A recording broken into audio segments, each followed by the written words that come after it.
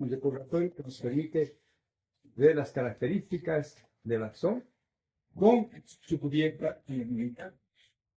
Y en el medio periférico, quien da la mielina es la célula de Schwann. Lo que más nos llama la atención es que no es una cubierta continua. Y uno podría decir, claro, es que cada célula de Schwann da un pedacito. Y quede ese pedacito libre. No, eso sería una tontería.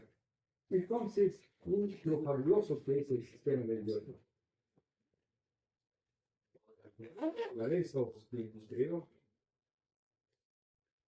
Estos nódulos que vemos nosotros, entre uno y otro, entre uno y otro segmento, va a permitir comprender por qué una fibra mielinizada, altamente mielinizada, es más rápida en su transmisión que una fibra no mielinizada. Gracias a esta característica histológica del nervio, se ha postulado la teoría saltatoria, la conducción saltatoria del potencial de acción.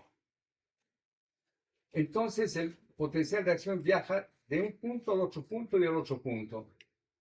Y viaja a través, o mejor, simplemente como una transmisión por el líquido o por el líquido extracelular. O sea, se transmite como corriente eléctrica acá, y en cada internodo lo que haría es reconstruirse otra vuelta. Claro, porque es el axón quien va a transmitir con las mismas características. Pero por el medio extracelular ya no, ¿no es cierto? No. No va a llegar hasta la punta de mis dedos igualito, no. Se va a ir perdiendo. Entonces, para que no suceda esto, en cada internodo se, como podríamos un término, se recarga el potencial de acción y permite entonces una transmisión más rápida. Si no tiene un axón, perdón, una cubierta como estas fibras, entonces la transmisión es despolarización y repolarización cada milímetro del nervio. Acá no, es cada cierto tiempo. Por eso, cuanto mayor es la mielinización, más rápido es la transmisión del potencial. Miren qué interesante, la naturaleza nos dio la capacidad de poder conducir más rápidamente. Como estas fibras son altamente mielinizadas.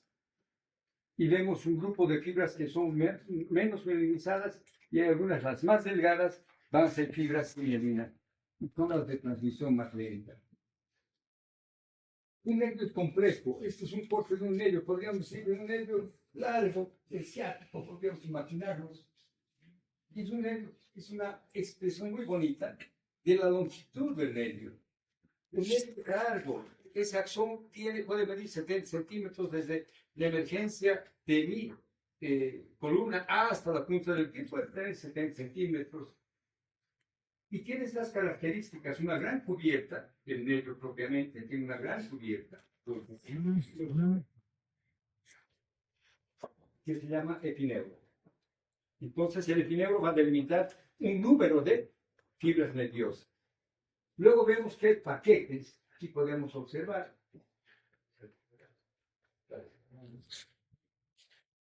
paquetes, uno, dos, tres paquetes, que va a delimitar o va a ser delimitado por el perineuro. Y cada fibra nerviosa tiene una cubierta. Y esa cubierta se llama el perineuro. Entonces tenemos tres capas de protección al nervio. El perineuro, el epineuro y el endoneuro. Y entonces el nervio tiene esa doble protección, triple protección. Por eso es que es duro el nervio, no lo podemos lastimar. Y en cada fascículo, en cada nervio, encontramos estas diferentes formas de transmisión. Cada uno hemos visto que cada receptor tiene una capacidad de transmitir cierto estímulo, ¿cierto? Bien, entonces estos nervios o estos fascículos nerviosos están constituidos por diferentes fascículos o fibras que van a transmitir diferente información. diferente información que las vamos a ir estudiando. Una nueva visión. Recuerden que tenemos entonces el epineuro, el perineuro y el endoneuro. Históricamente los vamos a ver así. Esta es una representación gráfica y este es un corte histórico. Un corte histórico que efectivamente nos permite pues, poder identificar esas estructuras que nos mencionan los que han hecho estas gráficas. Aquí vemos una representación mucho más bonita, muy interesante, que nos da esa característica de que las fibras amielínicas no tienen una mielina más que una cubierta para varias fibras, ¿no es cierto? Es una de protección. Estas otras no. Cada célula de lesión le va a dar una cubierta y dependiendo mucho el grosor de la cubierta, pues tendremos nosotros fibras más rápidas o más lentas. Y esta es una imagen muy buena. Esta lámina me expresa bastante. Ya puedo ir entonces estudiando. Puedo ir estudiando que hay diferentes tipos de fibras dependiendo su grosor, ¿cierto? Dependiendo el grado de mielinización. Y veamos, a las más gruesas se le ha dado el nombre de fibras A alfa. Las siguientes en grosor A beta. Y las menos mielinizadas son las A delta y las C, que no tienen mielina. Entonces vemos que este autor ha dividido en fibras gruesas y fibras delgadas. Las fibras gruesas corresponden a las A alfa y A beta. Y las delgadas, las mielinizadas A delta. Y las amielínicas fibras C. Una otra nomenclatura que vamos a ver a la derecha, una nomenclatura diferente, es esta, de acuerdo al tipo de músculo pineta, etc. Las A alfa se las llama también grupo 1, en romanos. A las A beta pertenecen al grupo 2, las A delta al grupo 3 y las fibras C al grupo 4. Una nomenclatura diferente funcional. Bien, ¿cuál es la importancia de conocer esto? Lo que al principio dijimos, que a mayor mielinización, mayor velocidad de conducción nerviosa. Mayor mielinización, mayor velocidad de conducción nerviosa. Entonces, si eso es verdad, veré estas fibras que tienen un diámetro también mayor, de 13 a 20 micras, tienen una velocidad de conducción de 80 a 120 metros por segundo. El ejemplo que ayer hacíamos, ¿no es cierto? Un atleta que 100 metros planos hace en un segundo. Son las más rápidas, son las más gruesas. Grupo A alfa o grupo 1 son las fibras de mayor diámetro, 13 a 20 micras, y tienen la mayor velocidad de conducción nerviosa de 80 a 120. El siguiente grupo, a ver, veamos aquí. Ahora nos vamos, este autor ha simplificado a que sus receptores específicos son los propios sectores de los músculos esqueléticos. Sus propios sectores, entonces tenemos ahí el órgano tendinoso de Golgi y el uso neuromuscular. Para la sensibilidad específica. Esta otra clasificación que está dada por estos autores, que ha quedado hasta la posteridad por Eranger y Gasser. Veamos al grupo A alfa, no vamos a pasar todavía, sí mantiene ese origen, propios sectores, pero además vamos a agregar, si bien nuestro estudio ahora es somestesia, pero no vamos a dejar de lado porque va a quedar como una información a medias, no vamos a olvidar que además estas fibras gruesas transmiten la información motora. Bien, y en este grupo A alfa que estamos viendo, tenemos el desglose de, corresponde al grupo 1, ¿no es cierto? Los propios sectores, y los ha dividido además en dos tipos de fibras, subtipos, 1A y 1B. Pero ¿por qué ha hecho esa división? Por el origen. ¿Qué receptores dan origen a estas fibras? 1A y 1B. Al grupo 1A da origen los usos neuromusculares. y al grupo 1B da origen el órgano tendinoso de Golgi.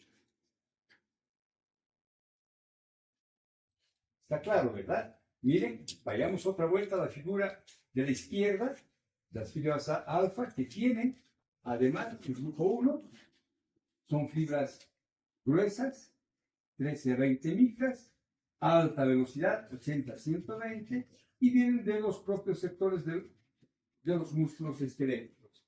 Aquí nos amplía un poco más. Nos dice además que el grupo A alfa, con este grupo, están las fibras motoras alfa que van a salir de la médula espinal. Por eso son motoras somáticas y específicamente un tipo de información, la propiocepción. Y estos propioceptores son el uso neuromuscular, que corresponde al grupo 1A, sus fibras son 1A, y el órgano tendinoso de Golgi va a dar origen o es originado de las fibras 1B. Está claro, ¿verdad? Hemos seguido esta corriente de división. Los comprendemos muy bien, no nos vamos a olvidar. ¿Estamos claros, cierto? Volvamos a la imagen de la izquierda. Fibras AB. Ahora el segundo grupo. Y vemos claramente que son un poco más delgadas. Y este grupo AB también pertenece al grupo 2. Fibras A beta, está incluido el grupo 2, son la mitad, casi, sí, más de la mitad de grosor o espesor de grosor que las anteriores fibras, de 6 a 12 micras. Y su velocidad también es más de la mitad, casi la mitad, sí, 35 a 75 metros por segundo.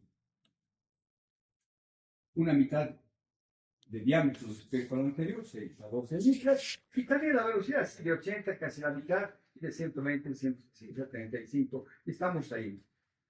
6 a 12 micras a beta, de espesor o de grosor, y una velocidad de 35 a 75. Y el autor nos pone quiénes integran o qué receptores va a dar origen a estas fibras, los mecanorreceptores de la piel. Entonces vemos que la propiocepción es una información rápida. Sí, ¿cómo está la posición? Ya vamos a ver la posición de mi brazo, propioceptores. Propioceptores están en los usos neuromusculares y en el órgano tendinoso de Golgi. Vayamos a la derecha.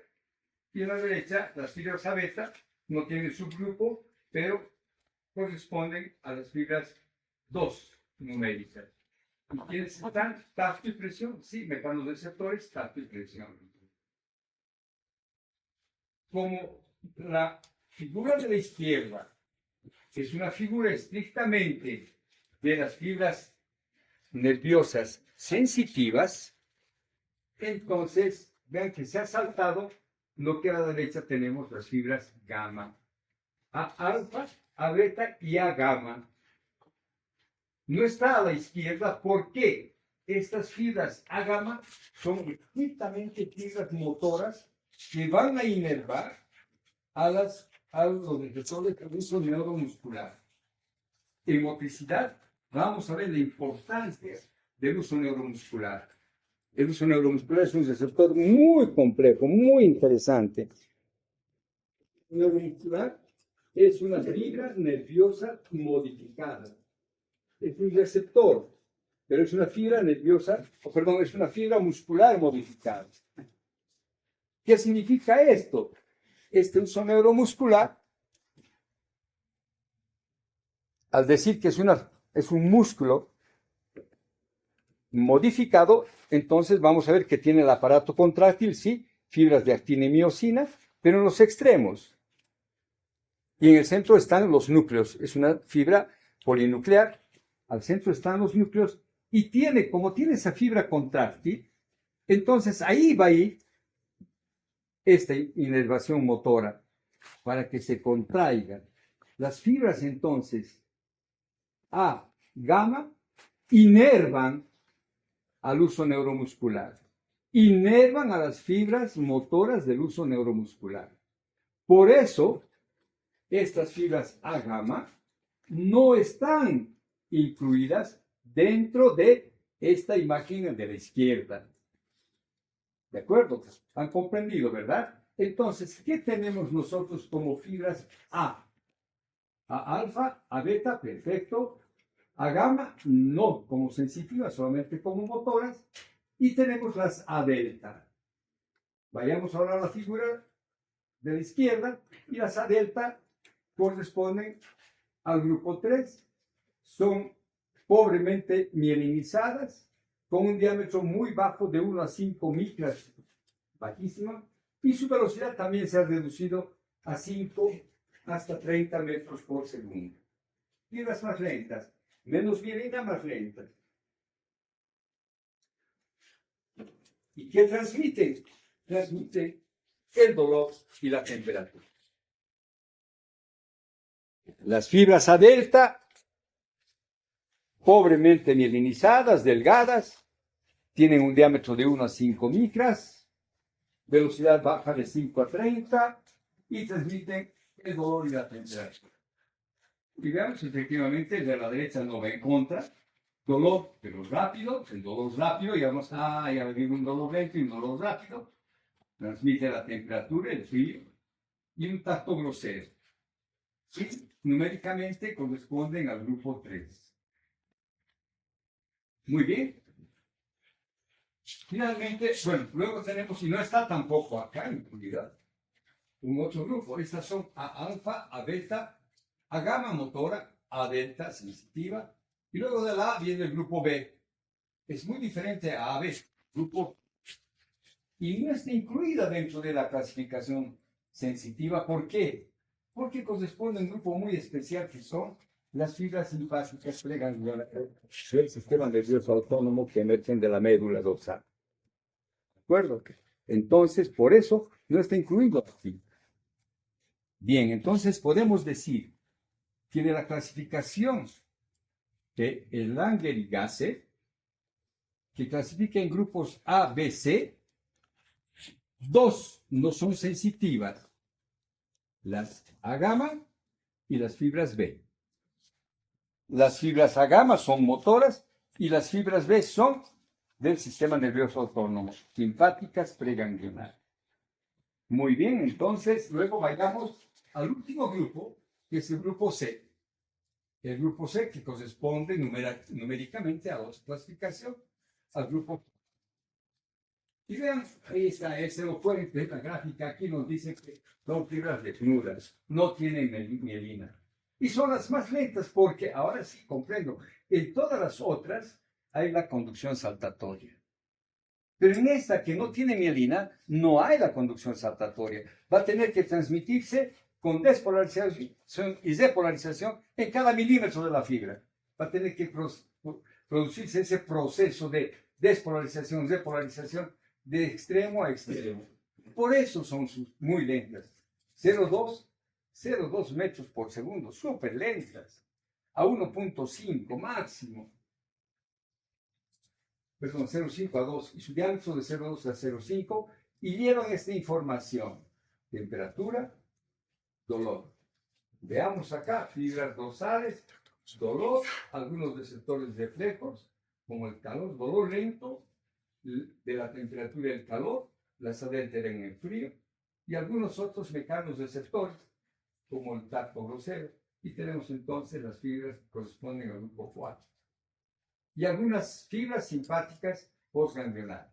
Bien, simpáticas preganglionales en el grupo B y algunas fibras postganglionales simpáticas en el grupo C.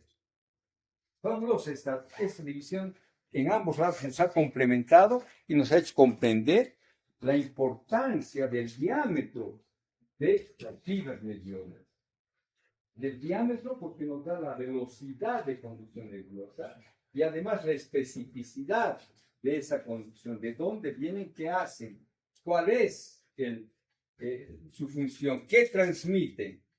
Esta gráfica es 5 páginas de cualquier libro, ¿no es cierto? Bien, veamos ahora, ya no es tan bonita, pero es una tabla.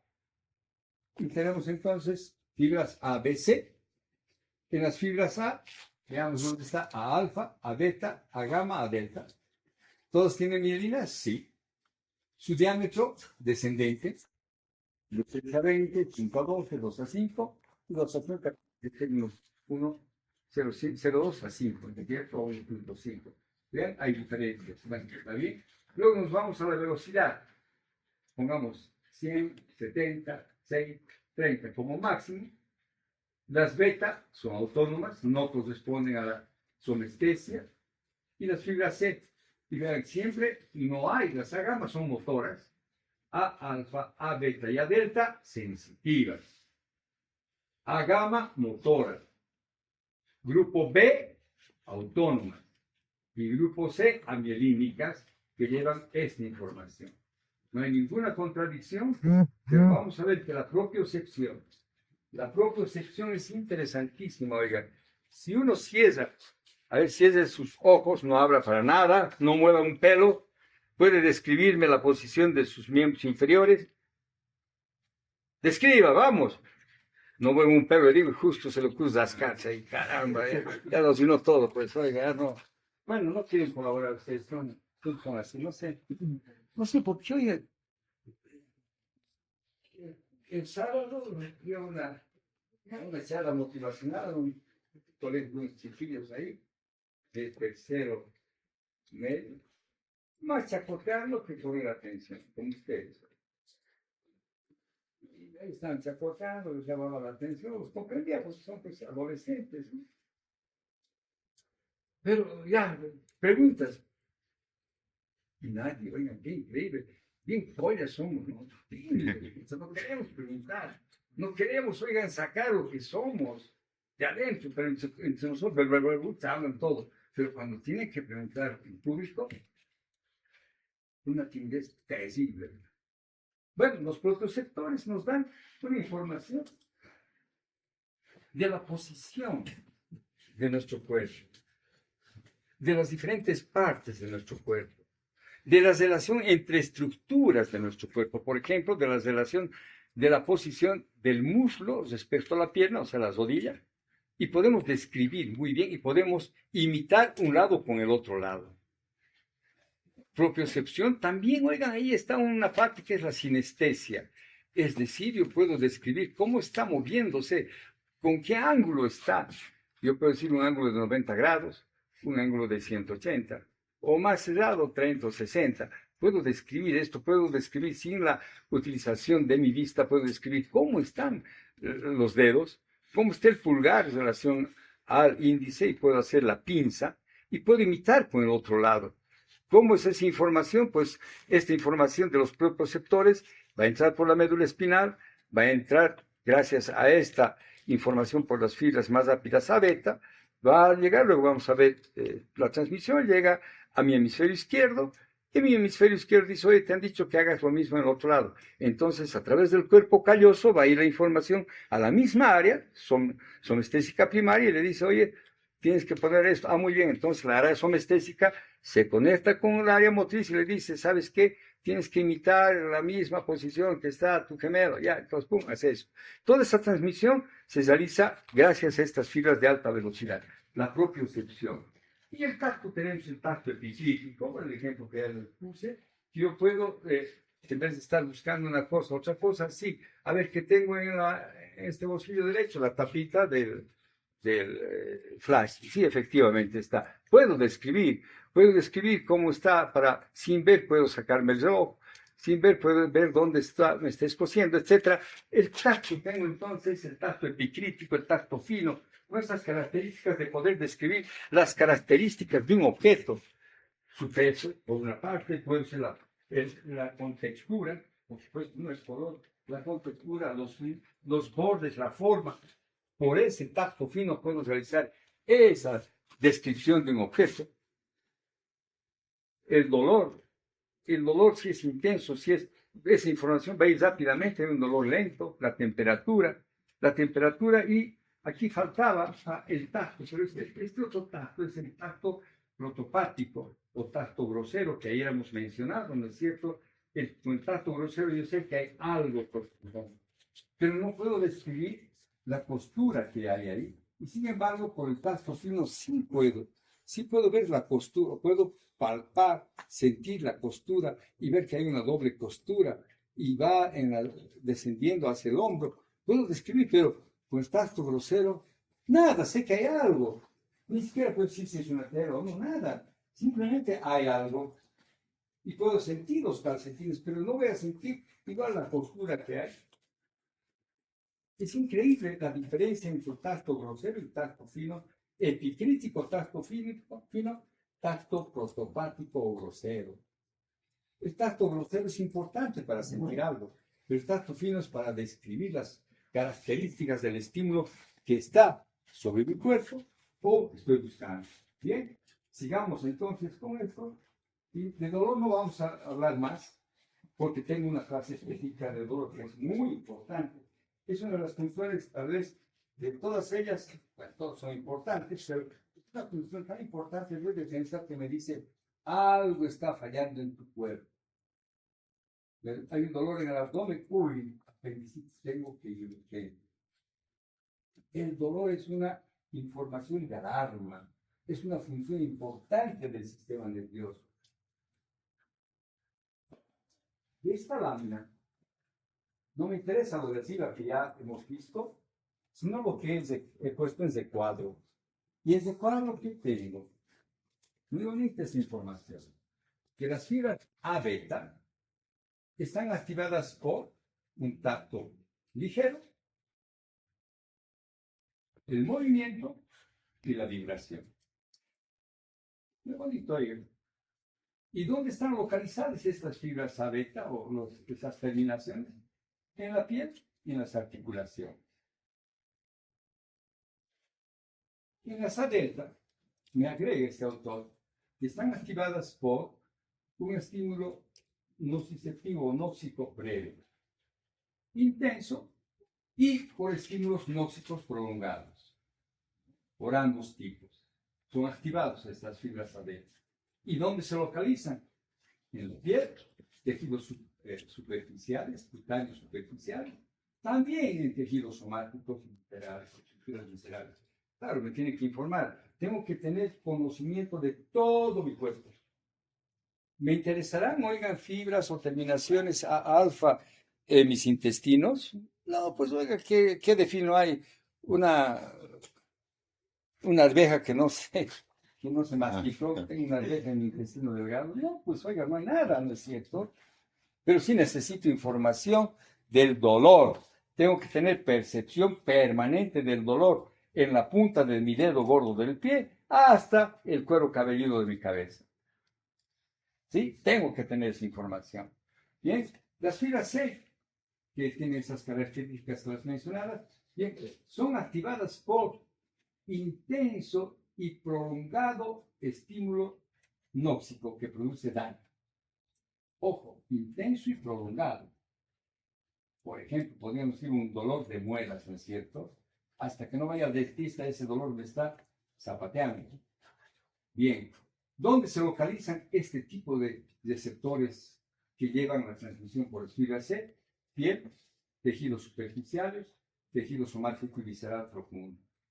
Entonces, ambas fibras, tienen terminaciones localizadas en estas estructuras porque tienen que darme la información del dolor de una manera permanente, sea un dolor leve, sea un dolor intenso, sea un dolor breve o muy prolongado. Tengo que tener percepción de esa información porque me está indicando hay daño. Cuidado, hay salida de potasio, hay ruptura del tejido. Cuidado, anda, toma atención, ¿qué está pasando? Mi sistema de defensa irá luego. Pero tengo que tener yo esa característica. Muy bien. Un resumen muy bonito. Un resumen que me da, miren ustedes, ya hemos visto todo. Las piezas de mayor, ya puedo ver, son las A beta. Tienen un tipo de receptor corpúsculos, o sea, son complejos. Y se dedican o llegan al tacto discriminativo epicrítico. Bien. Las otras fibras que llevan el tacto grosero prostopático corresponden a las fibras A delta. Son de menor diámetro y también son complejos sus receptores. La temperatura es recibida por terminaciones libres. Son las de menor velocidad, esas fibras C de la clasificación, las últimas que son sin mielina, y además su velocidad de conducción nerviosa es muy baja, 0.2 a 2 metros por segundo. Vean que hay algunas modificaciones, ¿verdad? 0.2, 1.5, 1. No vamos a ser estrictos, oiga, si se salieron del margen ya pusieron 2.5, está bien todavía, pues aceptable. Pues si me van a poner 10, ya no, si me ponen 5 tampoco, ¿no es cierto? Ya se salieron. Hay que tener esa amplitud porque cada autor ha puesto sus valores un poco variando, de acuerdo al laboratorio donde trabajaron, etc. Y aquí me interesa algo, ¿eh? El dolor. Tenemos entonces dos tipos de dolor y vamos a ver en nuestra clase de dolor el dolor rápido y el dolor lento. Ambos tipos de dolor tienen los mismos receptores, pero son transmitidos por diferentes fibras. Claro, ya me imagino, dolor rápido no puede ser por las fibras C, tendrá que ser por las levemente o débilmente mielinizadas a delta, y el dolor lento, que se transmite lentamente por las fibras C. Y las A alfa, que son de mayor velocidad de conducción, que corresponde a la propiocepción, y los receptores son órganos completos.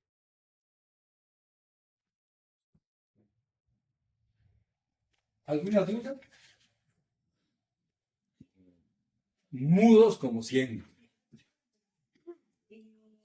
Las fibras A delta, ¿por qué no serán activadas? ¿Por qué no serán activadas las A delta? Las A delta. ¿Por quiénes? A ver.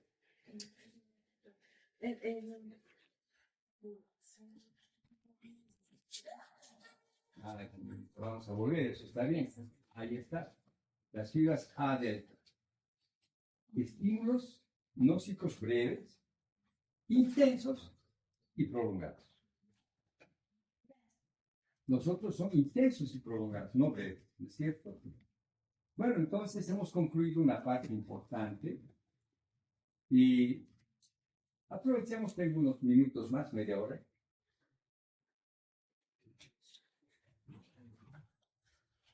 De pasar a una, bueno, entonces ya sabemos que hay un potencial de membrana, ¿cierto?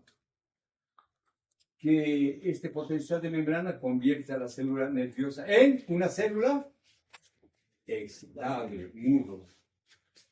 ¿Qué significa excitable? Que la aplicación de un estímulo va a producir modificaciones del potencial de membrana.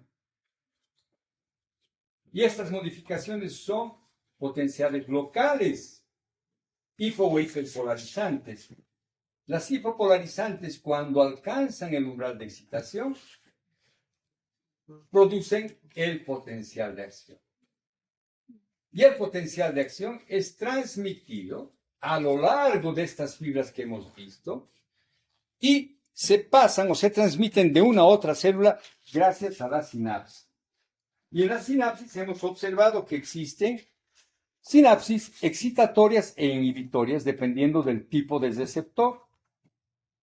Neurotransmisores de una diferente naturaleza que hemos visto su síntesis.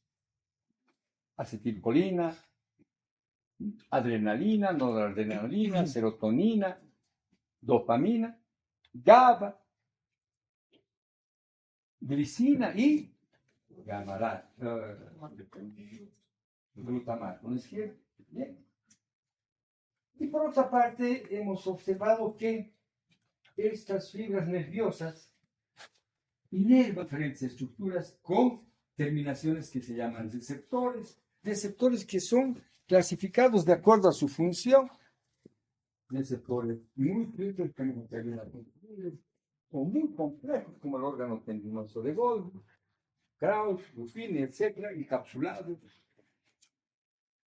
Y estos receptores captan diferentes formas de sensibilidad y son transmitidos por fibras de diferente calibre, las más rápidas a una velocidad muy alta, las más gruesas a 120 metros, hasta 120, y las más delgadas, aquellas fibras C, que son fibras sin mielina y que pueden conducir a una velocidad tan lenta como 0.2 metros por segundo.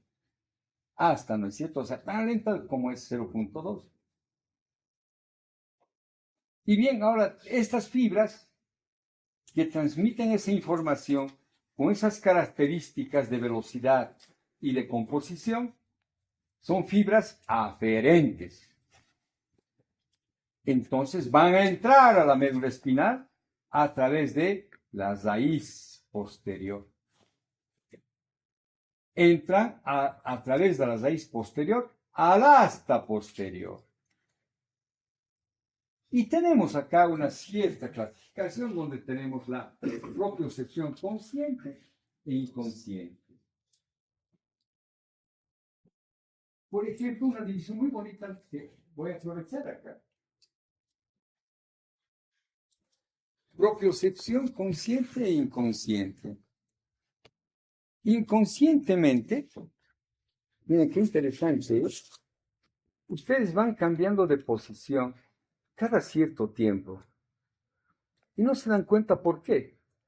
Porque la estructura donde estaban apoyando no tiene ligación y cuidado, se va a producir un daño, por lo tanto cambia y se apoyan ligeramente a un lado, al otro lado, cambian la posición de la pierna, a la otra pierna, se mueven un poco, van adelante, hacia atrás, a la izquierda. ¿Lo han hecho pensando? En ningún momento. Si pusiéramos acá una cámara a velocidad rápida, vamos a ver que parece un hormiguero. Es así que como todos nosotros nos vamos moviendo inconscientemente, y esa es la sensibilidad propioceptiva inconsciente, que no percibimos porque los receptores mandan una información e inmediatamente dicen, cuidado, va a haber daño, cambia de posición, y listo. Y van cambiando dependiendo de eso. Claro, siempre sentados, porque no va a ser que ahora me paro, me siento. No, están sentados. Bien. Por eso quería aprovechar a su compañero, pero se movió. Si ustedes cierran los ojos, si cerrarían los ojos, conscientemente, miren qué interesante, pueden describir la posición de cualquier estructura de su cuerpo.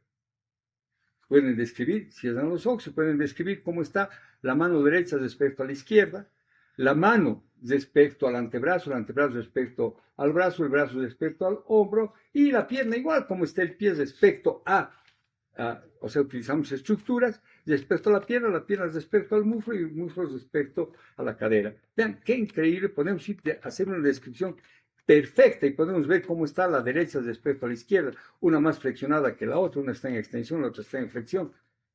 Miren, la sensibilidad profunda inconsciente la hemos transformado en sensibilidad profunda consciente. El 99% es inconsciente. Y en algún momento necesito que sea consciente. Los mismos receptores, la misma información, solo que la mayoría va a llegar por fibras propioceptivas a la misma parte, pero no tenemos conciencia de eso, pero la podemos nosotros volverla consciente en nuestra área. Esa es la diferencia entonces de sensibilidad profunda, consciente e inconsciente. La inconsciente la podemos transformar en consciente.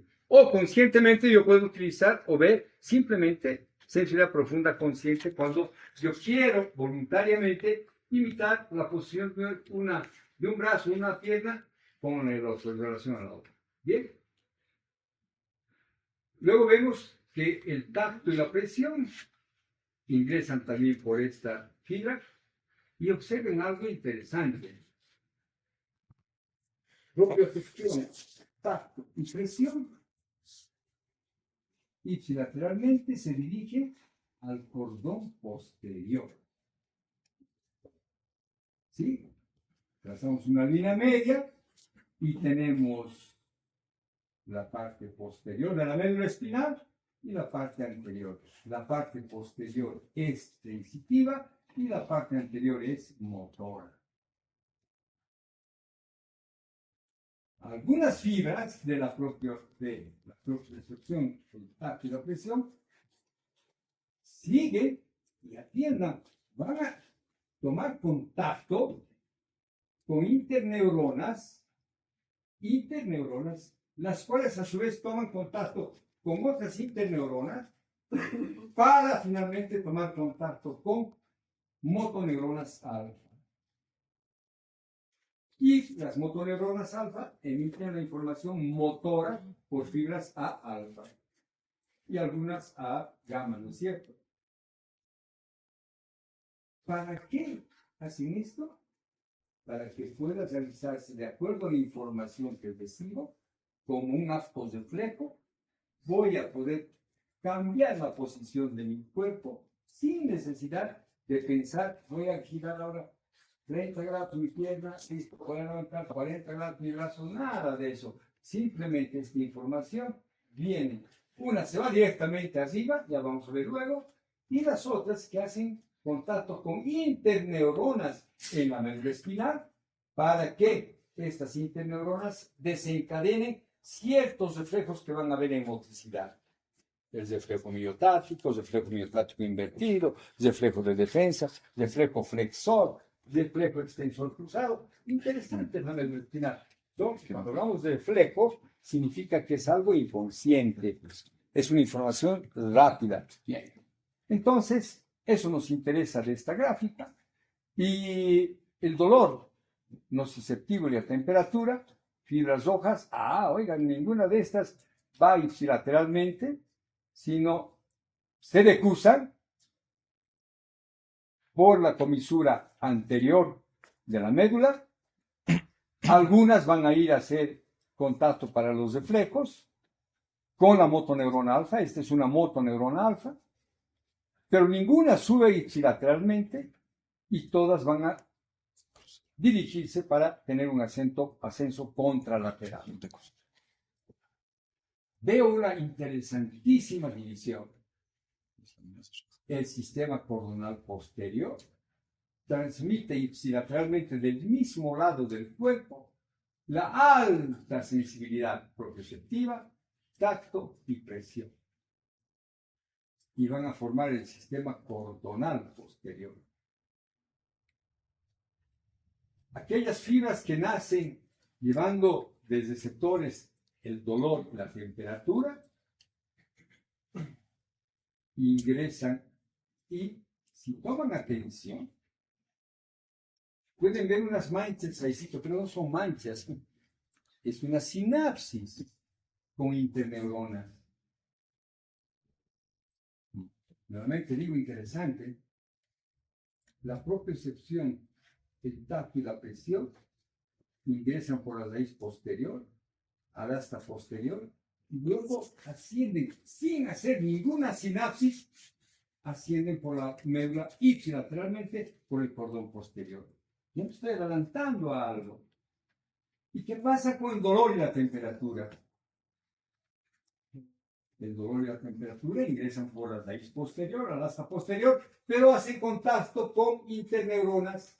Entonces hacen su primera sinapsis de acá y de estas interneuronas la información de estas neuronas de segundo orden van a decusarse, cruzan la línea media y pasan al lado contralateral para formar el fascículo espino talámico lateral. Y bien, como usted se cansa muy rápido, nos quedaremos acá. ¿Les parece? Sí. Bien, igualito, ¿sí o no? Muy bien, joven. Nos vemos entonces mañana. Espero que hayan aprendido algo, ¿verdad? Hasta mañana. Hasta mañana.